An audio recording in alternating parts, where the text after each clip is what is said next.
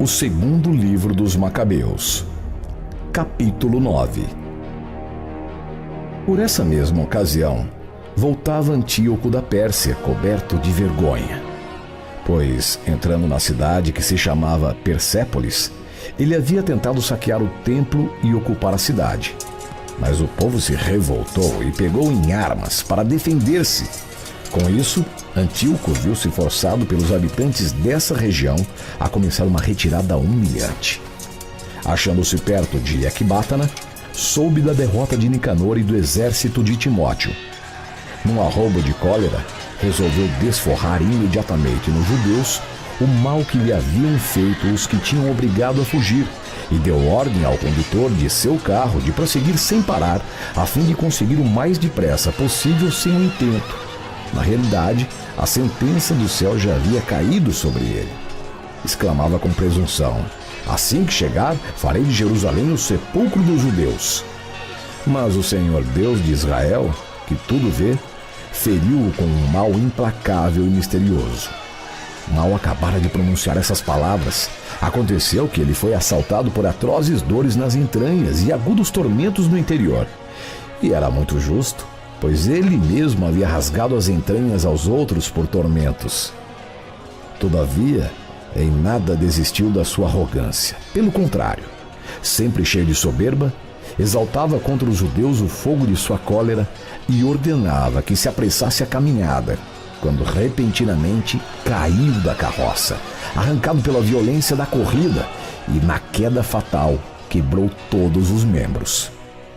O homem que, pouco antes, julgando-se acima da natureza humana, pensava poder dominar as frotas do mar e pesar as montanhas nos pratos de sua balança, ei-lo agora estendido sobre a terra, em seguida levado numa liteira, provando assim aos olhos de todos a manifesta potência de Deus. Chegou a tal ponto que o corpo vivo do ímpio fervilhava de vermes, e as carnes se soltavam em pedaços entre atrozes dores. O mau cheiro da podridão que encheu o ar empestava todo o campo. Aquele que até há pouco sonhava tocar os astros do céu, agora ninguém podia suportá-lo por causa do mau cheiro que dele saía. Foi então que, derribado, ele começou a perder o orgulho excessivo e a compreender melhor, torturado sob os castigos de Deus pelos constantes sofrimentos. Incapaz de suportar sua própria infecção, ele dizia: é justo submeter-se a Deus e, como simples mortal, não se quer igualar a ele. O celerado rezava ao Senhor, de quem não haveria de receber compaixão, e prometia dar a liberdade à cidade santa, para a qual ele se encaminhava, a fim de arrasá-la e fazer dela um sepulcro. Dizia ele que tornaria iguais aos atenienses todos os judeus que havia julgado indignos de sepultura e bons para serem atirados com seus filhos às aves do céu e aos animais selvagens como pasto. Ornaria com ricas prendas aquele templo que havia despojado antes. Devolver-lhe-ia multiplicados os vasos sagrados. Proveria com suas próprias rendas todas as despesas necessárias para os sacrifícios. Além disso, ele mesmo se tornaria judeu e percorreria todos os lugares habitados, proclamando o poder de Deus. Mas suas dores não se atenuavam, porque o justo castigo de Deus pesava sobre ele. Então, desesperado em vista de seu estado, escreveu aos judeus a seguinte carta, verdadeira súplica, assim exarada: aos dedicados súditos judeus, saúde, bem-estar e felicidade da parte de Antíoco, rei e chefe do exército.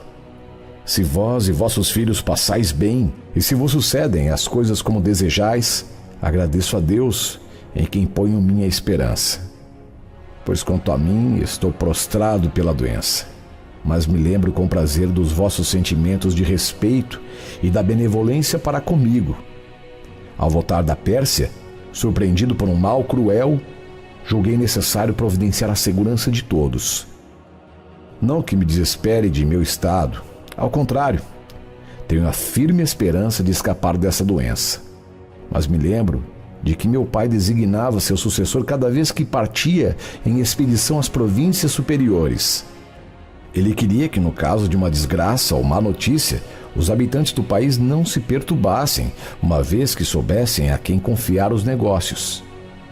Eu sei, ademais, que os príncipes que me rodeiam e os vizinhos do meu reino estão de atalaia e espreitam os acontecimentos. Por isso, já designei meu filho Antíoco para rei, a quem, em outras ocasiões, confiei e recomendei a maior parte de vós, quando partia para outras terras. A ele escrevi a carta abaixo. Rogo-vos, portanto, e peço que, em memória de meus benefícios para convosco, tanto gerais como particulares, tenhais para com meu filho a mesma benevolência que para comigo, pois estou convencido de que ele seguirá minhas intenções e agirá convosco com moderação e humanidade. Assim, esse carrasco e blasfemador pereceu miseravelmente, distante, nas montanhas, em meio àqueles sofrimentos que ele mesmo havia infligido aos outros. Filipe, seu amigo de infância, levou seu corpo e em seguida partiu para o Egito, para junto de Ptolomeu Filometor, para escapar ao filho de Antíoco.